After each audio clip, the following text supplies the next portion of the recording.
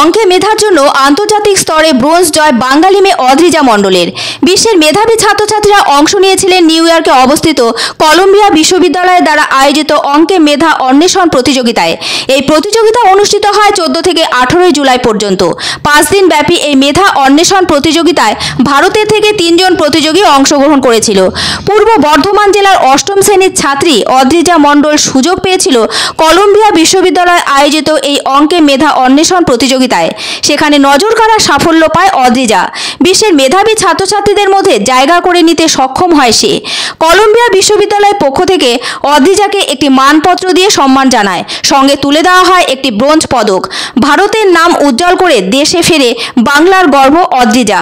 Bardhaman municipal girls high স্কুলের 8ম শ্রেণীর ছাত্রী অদ্রিজা মণ্ডল। তার বাবা শিক্ষা অধিকর্তা অরুণ মণ্ডল, মা বিজয়লক্ষ্মী মণ্ডল। বাবা মা দুজনেই উপস্থিত ছিলেন সেই বিশেষ দিনে, যেদিন কলম্বিয়া বিশ্ববিদ্যালয়ের পক্ষ থেকে নিউ ইয়র্কের এই আন্তর্জাতিক প্রতিযোগিতার পুরস্কার বিতরণী অনুষ্ঠান সম্পূর্ণ হয়। মেয়ের কৃতিত্বে খুবই খুশি অদ্রিজার বাবা মা। তারা বলেন, মেয়ের এই সাফল্যে আমরা গর্বিত। এদিকে দেশে ফিরতেই খুবই খুশি পূর্ব বর্ধমান জেলার নাগরিকরা। ইতিমধ্যেই অনেক সংগঠনের পক্ষ থেকে অদ্রিজা মণ্ডলকে সংবর্ধনা জ্ঞাপন করা হয়েছে। একটি সংগঠনের কার্যকরী সভাপতি বৈদ্যনাথ কোয়ার অদ্রিজাকে সম্মান জানান। একই সঙ্গে মণ্ডল পরিবারকে মেয়ের সাফল্যের জন্য অভিনন্দন জানানো হয়। অদ্রিজার স্কুলের শিক্ষিকারাও খুবই খুশি তাদের ছাত্রীর এই সাফল্যে। উল্লেখ্য, 14 থেকে 18 জুলাই পর্যন্ত আমেরিকার নিউ ইয়র্ক শহরে এই আন্তর্জাতিক প্রতিযোগিতা অনুষ্ঠিত হয়েছে। সারা বিশ্বের বিভিন্ন দেশ থেকে প্রায় 350 জন ছাত্রছাত্রী এই প্রতিযোগিতায় সুযোগ পেয়েছিল।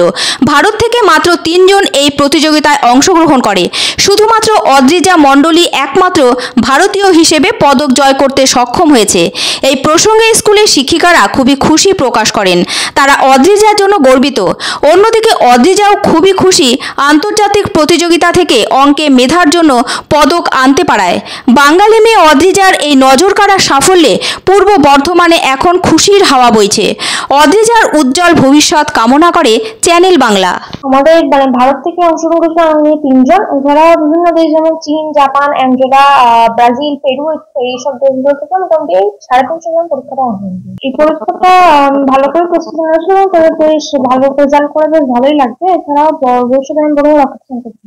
না, আমি যে রকেট সায়েন্স নিয়ে পড়তে রকেট সায়েন্স নিয়ে পড়তে সেটা তো মূলত ইঞ্জিনিয়ারিং বিষয়, সেটা তো অঙ্ক লাগবে, ওটা ছাড়া অন্য কিছু ভালো।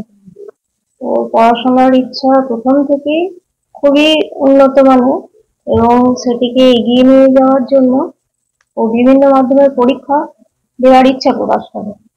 সেই কারণবশত বিভিন্ন জায়গায় বিভিন্ন দেশের বিভিন্ন প্রান্তে পরীক্ষা দিচ্ছে। কিন্তু এই সুযোগটি আসার প্রথম কারণ হচ্ছে ভারতবর্ষ, পশ্চিমবঙ্গ বিভিন্ন জেলা থেকে সিলেক্টেড হয়।